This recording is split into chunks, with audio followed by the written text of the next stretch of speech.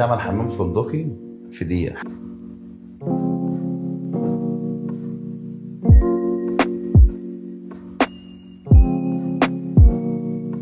حمام لما يكون فندقي لازم تكون انت عارف حدد حجم المساحة، وبعد كده تشوف الغرض منه ايه. الحمام الفندقي معانا لازم يتقسم، تكون الحركه الحمام تكون مريحه. زي ما انتم شايفين كده هنلاحظ ان احنا معانا طرقه طويله موزعه معانا على الكابينه الشاور، والحوض واخد مساحه كبيره، والقعده بنفس المساحه بتاعتها.